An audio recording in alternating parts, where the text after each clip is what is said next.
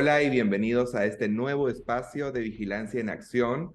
Como siempre, nos estamos acompañando quien les habla, Ricardo Gálvez y Margarita Díaz. Margarita, ¿cómo estás? Muy bien, Ricardo, gracias. Bien, hoy vamos a tocar un tema sumamente interesante sobre el cual ha ido estallando en las noticias. Durante todos los domingos parece que es una tradición escuchar los programas dominicales y enterarnos de que ciertos congresistas estarían haciendo este ilegal y delictivo recorte de sueldo a sus trabajadores. Pero dentro de estas noticias, pues hay algunas cosas y algunas aristas que nos parece interesante tocar. Entonces vamos a tocar el tema de hoy es la bolsa y la vida. O la vida, ¿no? Hola, vida, sí. Sí, o la vida. Entonces, vamos a tratar por el tema del último escándalo de recorte de el sueldo de trabajadores del Congreso que ha salido este domingo. Y quería preguntarte por qué consideras que es importante que miremos este asunto y qué tiene que ver con lo que hemos estado viendo del financiamiento de partidos políticos. Sí, Ricardo, gracias. Efectivamente, estos días hemos visto una serie de escandaletes referidos al recorte salarial de los trabajadores del Congreso, algunos por parte de congresistas de la República, lo cual la verdad es deleznable. Y nos preguntamos qué tiene que ver específicamente esta serie de delitos y actos contra todo tipo de moral y ética con lo que trabajamos nosotros en vigilancia, ¿no? Y tiene mucho que ver, Ricardo, porque se relaciona directamente con cómo se financia la política en nuestro país. Y se financia hasta recortándole el sueldo a los trabajadores. O sea, es el extremo de las malas artes, ¿no? Y por eso es importante hacer hincapié en de dónde viene el dinero que financia la política peruana, hacia dónde va ese dinero, si es bien habido o mal habido. En este caso, el dinero del que se hace la congresista, por supuesto, es un dinero que no le corresponde a ella, la y las, porque son varias, y lamentablemente hay que decir todas ellas hasta ahora, las que se han descubierto son mujeres, seguramente se van a ir descubriendo también algunos caballeros, lamentablemente, porque es una práctica, al parecer, de moneda común, es corriente en el Congreso de la República. En varias gestiones ha sucedido lo mismo, congresistas, hombres y mujeres que recortan salario. Que terminan al final teniendo que responder ante la justicia, porque ya de por sí el recorte de los sueldos de los trabajadores del Congreso, que no son tus trabajadores personales, es un delito y está penado. Sin embargo, sigue siendo aparentemente una práctica usual. ¿Y sabes por qué decimos usual? Hay una frase dentro de los audios que hemos podido escuchar en que dicen, nadie te pone ahí por nada, como diciendo, esto es usual, nadie te pone ahí a cambio de nada. Se espera una contraprestación de tu parte a la hora de que yo te coloque en un puesto de trabajo. Sí, pero además mira a eso que tú señalas que ya es grave y es la verdad repulsivo, ¿no? Le sumamos el cero mérito, porque entonces tú estás acá para que me des parte de tu salario. Tú no estás aquí porque eres un buen asesor, porque eres una buena asesora, porque te has preparado en la universidad, porque has estudiado, porque vas a servir en hacer excelentes normas, propuestas de ley. No estás por tu mérito propio, por tu saber, estás como parte de una pandilla en la cual se empiezan a repartir los recursos. Y por supuesto la parte más débil aquí son las trabajadoras y los trabajadores que son obligados por esta funcionaria, por estas funcionarias públicas, a dar parte de su salario, cometiendo, por supuesto, de ser así, el delito de concusión, ¿no? Que es este delito en el cual se obliga a que te den una prestación indebida. Y lo comete además siempre un funcionario o funcionaria, ese es un delito particular, tipificado, por supuesto, en el Código Penal. Además, hay algo aquí que tiene que ver con las campañas, Ricardo, porque en estos casos hay un común denominador.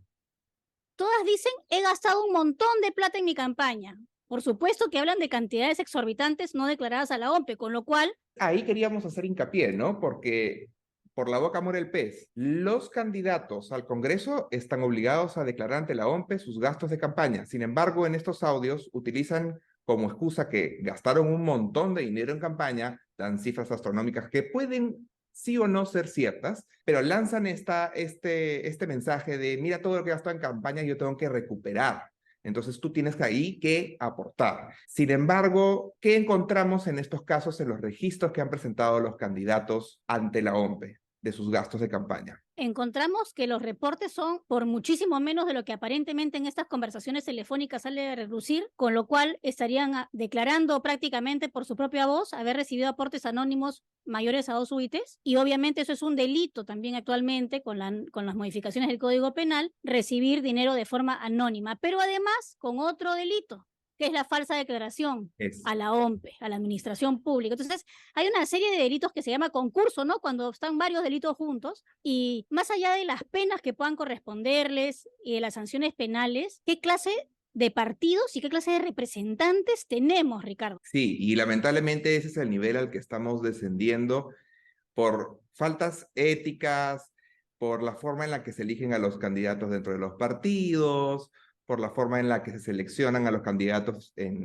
como cuoteos, sin elecciones primarias, cómo están declarando falsamente ante la OMPE, el tipo de poder que llegan a tener estando ya en el Congreso y la capacidad de poder contratar a dedo a una cantidad de personal que no corresponde meritocráticamente, sino que para pagar favores. Hay un montón de vicios que están generando estos incentivos perversos que generan este malestar en la población al enterarse de que tenemos a representantes de la patria en el Congreso que en vez de estar representando a nuestros intereses, los intereses de los ciudadanos, están buscando ver cómo utilizan el Estado como botín. Mira, Ricardo, y a lo que tú dices, sumamos algo más. Cuando le recortan el sueldo a sus trabajadores, primero, como tú bien dijiste al inicio, este no es un dinero privado, este es un dinero del Estado.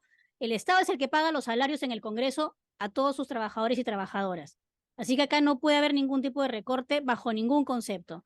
Está eso por un lado, pero también está el clientelaje en el que yo te pongo, yo te traigo y ahora tú me debes a mí un vasallaje poco menos que medieval. Entonces, no estamos desarrollando como sociedad un concepto de ciudadanía. No nos estamos estimando como personas con derechos y con deberes. La situación es mucho más crítica que el escándalo que pasará y las penas que se aplicarán en un proceso correcto y adecuado de corresponder. Es una profunda crisis que tiene sí que ver con cómo se organizan los partidos, como tú dices, y también con cómo se financia la política. El financiamiento de la política es muy delicado.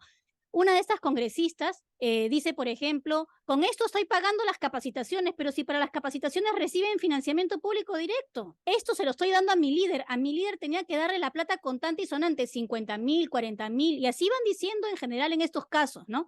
Ya después las autoridades verán de corroborar esos dichos, pero así se manejan las cosas, con fajos en los bolsillos. A esos niveles hemos llegado en el Perú. ¿Desde cuándo estamos así? Bueno, hace décadas, pero lo que queremos de vigilancia, Ricardo, es que ya no estemos así, que seamos un país ordenado, un país en el que se respete a las personas, en que nadie se atreva a solicitarle el salario a otra persona, y en el que la política sea financiada con decencia y con arreglo a la ética y a la legalidad. De acuerdo, y recapitulando, o sea, en verdad, ¿qué es lo que hemos encontrado en estos últimos casos? Primero está el delito de el recorte de los sueldos que no corresponde y se les presiona y se les amenaza y se les quita sueldos. Por ahí, ¿de qué delito estamos hablando, Margarita? Ese es el delito de concusión, Ricardo, que está en el 382 del Código Penal. Y de ahí, lamentablemente, porque por la boca muere el pez, también estamos viendo el tema del financiamiento ilegal de campañas, cuando algunos congresistas dicen que han utilizado dinero que no han declarado ante la OMPE, y ahí entramos ante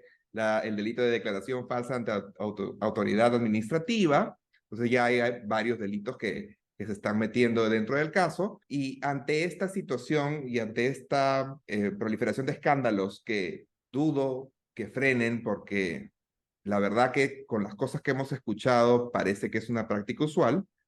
¿Qué podemos proponer? ¿Qué podemos hacer nosotros desde la ciudadanía o desde Vigilancia Ciudadana también que estamos promoviendo? ¿Qué es lo que podemos dar como alternativa de solución? Yo creo que hay dos pilares fundamentales en los cuales hay que trabajar, Ricardo.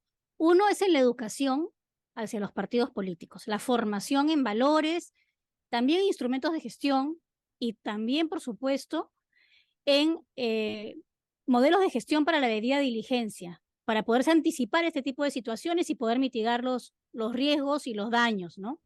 Mitigar los daños y poder prever los riesgos para actuar sobre ellos. Eso es por un lado, el trabajo con los partidos es fundamental para que se cambie la mirada del Estado como un botín o del partido como algo propio. El partido es de todos sus miembros, de todas las personas que lo componen y además con una mirada hacia afuera, hacia construir patria. Eso es por un lado.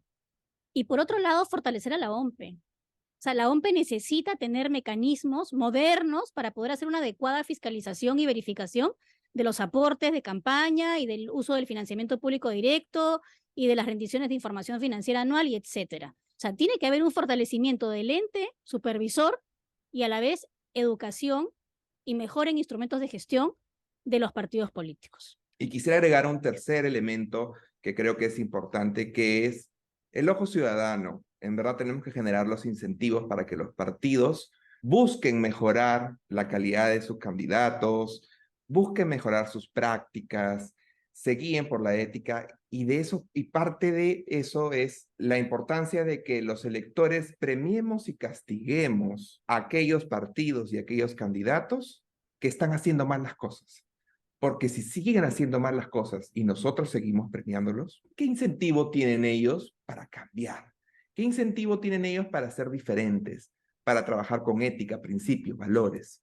Si igual los vamos a premiar, si igual van a salir elegidos, entonces hay una parte de responsabilidad de la ciudadanía que tenemos que tomar en cuenta. Y por eso, bueno, con eso ya terminamos con esta reflexión.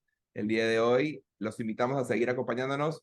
Vamos a seguir, como todas las semanas, colgando más episodios de Vigilancia en Acción. Muchas gracias por acompañarnos. Muchas gracias. Y Ricardo, para cerrar, no nos acostumbremos a estas situaciones. Hay que siempre escandalizarnos, siempre indignarnos y siempre sorprendernos, porque esa es la única forma de poder actuar para hacer algo diferente y para poder cambiar esta situación. Gracias.